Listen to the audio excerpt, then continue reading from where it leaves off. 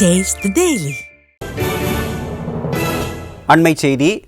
சென்னை அடுத்த போரூரில் மழை மற்றும் ஆமை வேகத்தில் நடைபெற்று வரும் மெட்ரோ பணிகளால் போக்குவரத்து நெரிசல் ஏற்பட்டுள்ளது.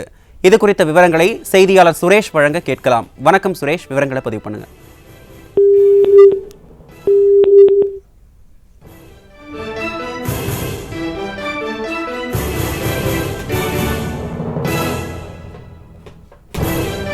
சென்னையை அடுத்த போரூரில் மழை மற்றும் ஆமை வேகத்தில் நடைபெற்று வரும் மெட்ரோ பணிகளால் போக்குவரத்து நெரிசல் ஏற்பட்டுள்ளது.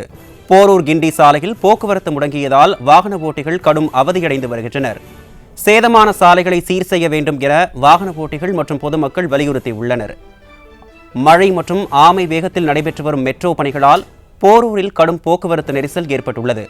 போரூர் கிண்டி சாலையில் போக்குவரத்து முடங்கியதால் வாகன ஓட்டிகள் கடும் அவதியடைந்து வருகின்றனர். சேதமான சாலைகளை சீர் செய்ய வேண்டும் என வாகன ஓட்டிகள் மற்றும் பொதுமக்கள் வலியுறுத்தியுள்ளனர்.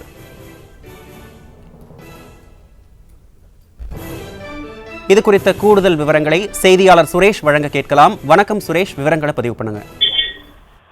வணக்கம் அருண். நேற்று நள்ளிரவு பெய்த கனமழை காரணமாக போரூர் மேம்பாலத்திலிருந்து கிண்டி செல்லக்கூடிய பிரதான சாலையில் கடும் போக்குவரத்து பாதிப்பானது ஏற்பட்டுள்ளது. இதனால் வாகன ஓட்டிகள் மிகுந்த அவதியடைந்து வருகின்றனர். சென்னை மற்றும் புறநகர் பகுதிகளில் நேற்று நள்ளிரவு முதல் கனமழை பெய்து வருகிறது.